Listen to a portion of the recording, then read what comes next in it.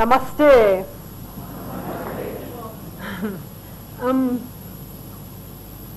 I can't believe I'm standing here.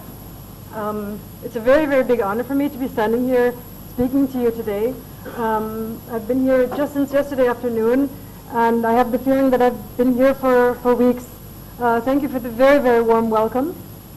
I hope that I don't disappoint you. My name is Brigid Wefelnberg. I am an ultramarathon and extreme marathon runner, and a hopeless adventurer.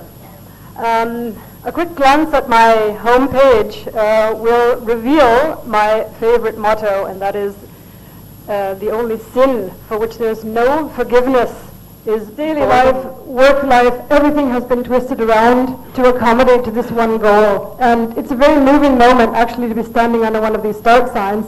And just to give you an idea of what the atmosphere is like going into one of these events like this, what the euphoria is like, I'll have a small film.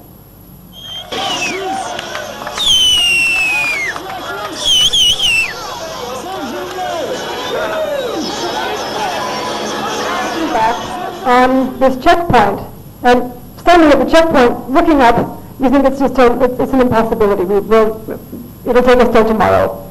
And in these stages, they give you cutoff times. So you have to make, you've got between 6 and 30 hours to finish the stages. The fourth stage can be up to 90 kilometers, and this goes a lot slower than you think it might go.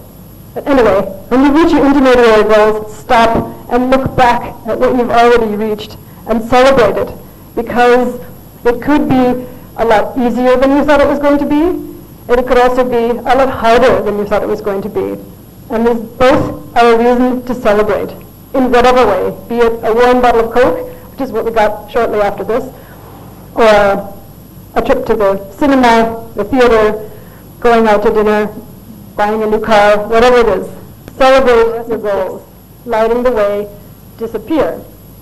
The batteries in your head torch are empty. You can't change them. The sun is blowing too hard.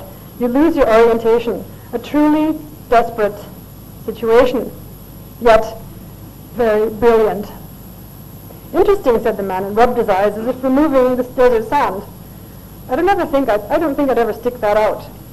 It's not that we don't dare do things, because it's difficult. But it's difficult because we don't dare do things. Nothing ventured, nothing gained. What luck it is to be able to live out one's passions, and those who cherish the things they have done in the past get to experience them twice. So what happened after that?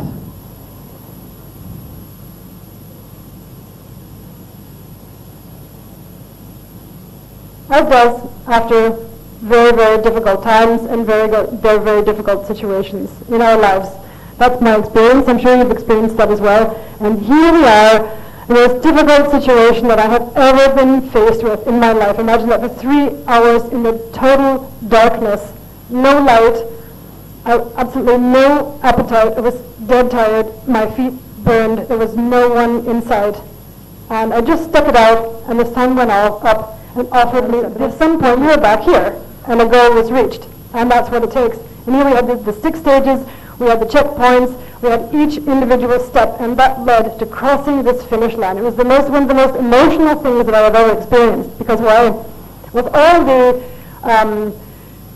discomfort, with all the sacrifices, it's just almost horrible to have to say goodbye to the desert. Who's ever really achieved something? Just the other day in Ahmedabad, one of the Protons took me to the airport. And she told me that she had lost 30 kilos this year. And she said, I have not reached my goal yet, but I could really relate to what you were saying with the checkpoints and with the progress, and you don't always see it, but you've just got to keep going. And at some point, you reach it. The patience is bitter, fruits are very sweet. And there you have it. We've made it through the desert. And just getting this medal put around your neck is the payoff for everything that you have suffered.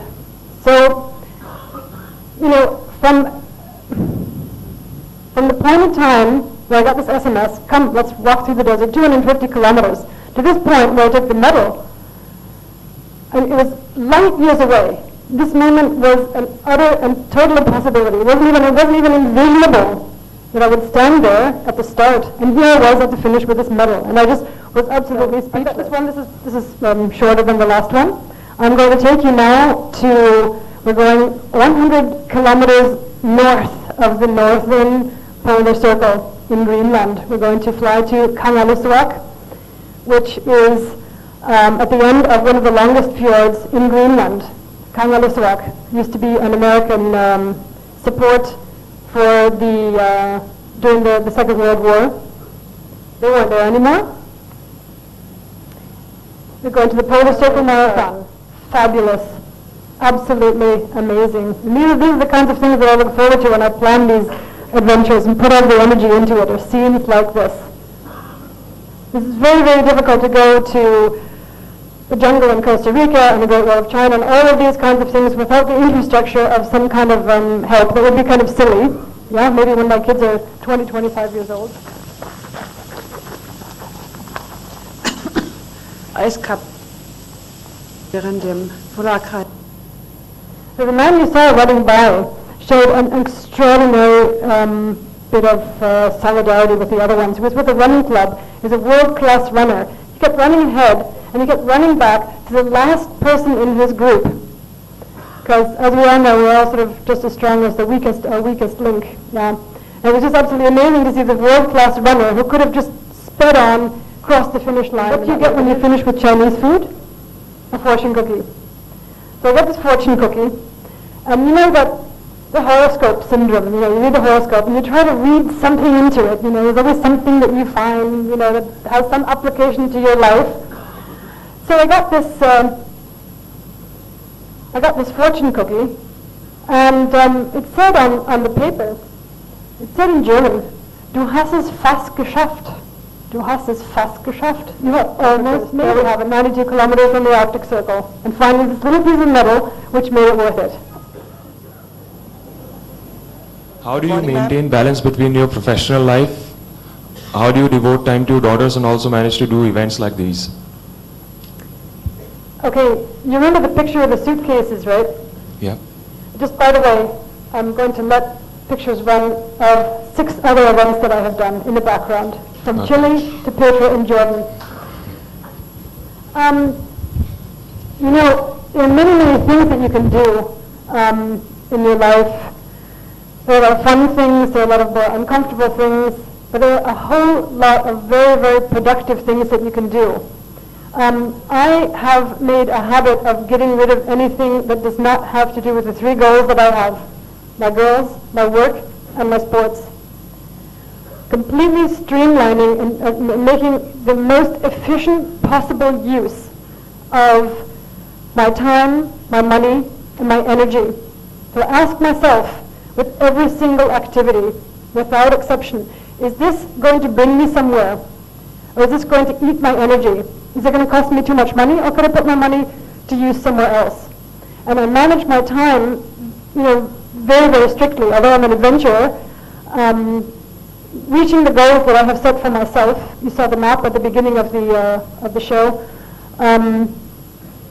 It's basically a time management thing, and being, approaching these goals and going after them with diligence every single day and every single time.